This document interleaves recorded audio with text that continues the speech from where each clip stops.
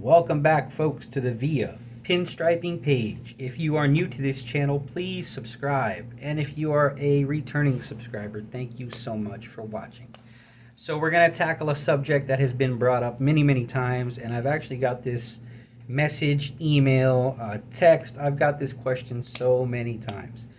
What do I do about the heat? I'm pinstriping and I'm practicing in the heat, and it's kicking my butt, and I don't know what to do. What can be done to combat the heat with pinstriping? So I have 5 different suggestions that I've compiled a list of. These are opinionated suggestions, and I did film them in my car because I was waiting for some stuff today and I had the time. So hopefully this helps. Let me know what you think in the comments. Also, in the description below, I do have a link to Amazon to a bunch of pinstriping supplies. If you purchase anything through them links, I do get a small commission at no extra cost to you. It's a great way to help keep the lights on this channel, help support this channel. So if you're going to buy some stuff for Labor Day weekend, if you're going to buy some stuff for Father's Day, for Mother's Day, for Christmas, do it through them links. It really helps me out. You can buy anything you want, but it is a list of pinstriping supplies if in case you want to get some stuff. So let's start the video and let me know if this stuff helps. Suggestion number 1. I have to say this suggestion. It is a very simple one, and you might know what's coming. Look, folks, these videos are all for new pinstripers from a fairly new pinstriper's point of view. I've been through it for the past 6 years, and I can tell you now, pinstriping in the heat is one of the hardest things that you could do. So as a person just starting out, it doesn't make a lot of sense for you to practice in the heat. So I would highly suggest that you practice in a climate-controlled environment, practice indoors, practice with some air conditioning on, put some music on, get comfortable. Because if you're miserable in the hot sun or in the heat or in a hot garage, you're never gonna practice. You're giving yourself a big disadvantage by trying in the heat, especially early on. So practice in a climate-controlled environment. If you're really gun-ho and you're just starting out and you have no access to something like that, just wait until it gets a little cooler.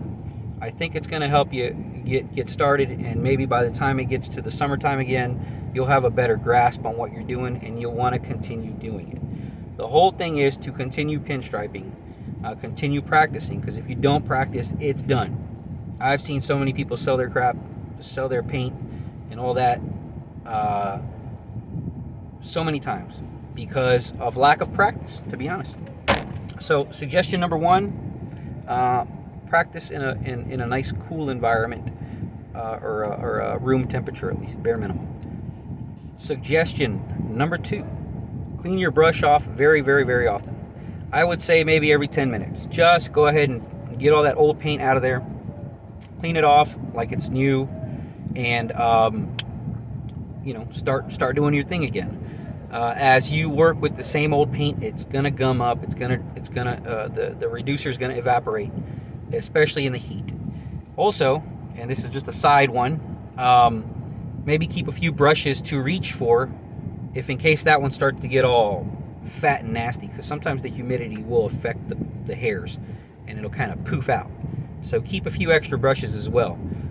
Clean them often, and keep a few extra to switch out, if in case you're having a hard time with one. I've seen folks say that they tried all the brushes in their box, and it was the last one worked for them. So you never really know.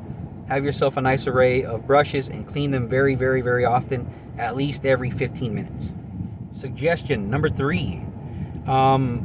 These are in no particular order, by the way. But put some paint in a cup, a little bit, or however much you're going to use, and just add some reducer to the cup itself. Mix it up, and then you will have a more reduced paint already to work with, and it'll be a little bit looser, and as you're working, it'll be more workable. Some folks already do that. Some folks already reduce like that, but it's just a suggestion. If you haven't done it and you're starting out with a real thick, nasty paint, add a little reducer in there, mix it up, and then if you palette on a magazine like I do, you could always still do that. You could always still add more reducer. But that is suggestion, number 3? I think so. Suggestion number 4. and this kind of goes with the previous one, is reduce very often. You're gonna eventually figure out the amount of reduction, because it's like cooking. It's like it's like a thing you just got to keep on doing. You figure it out, but when you're first starting out, you really don't know how often you should reduce, how much you reduce, and that really leads back to number one, is doing this in a controlled climate. But reduce more often. Add fresh paint down. You know, sometimes just stop. You've been 30 minutes in, you're in the heat. Clean off your brush, get some fresh paint out, and reduce as often as you need to, because it's going to evaporate. You just got to keep working that paint. The heat's a killer, and it really does affect you. But it's just something you kind of got to figure out. But reduce often, reduce, and keep working the paint. Don't stop working the paint, and eventually you'll figure that out too. Again, if you're a beginner, all of this stuff is difficult to do, because you have to put in the time. It's something that you slowly develop over many years.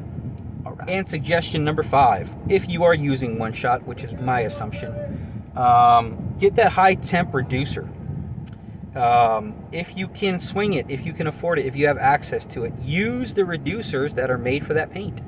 I use mineral spirits just because that's what I started off with. I really don't know how other reducers like naphtha and turpentine and stuff like that, I really don't know how that affects the paint in the heat. I just got used to using the same stuff, and it could be a stubborn thing, it could be whatever. I actually don't like the smell of turpentine. But I would suggest you get some high temp reducer if you can, like I said, if you can swing it. I would suggest you also use the reducers that are made for that paint if you're using a particular paint. Grab their stuff because they've formulated it to work with that paint, and I think that could help you, give you another advantage if you're working in the heat, especially if they have something called high temp.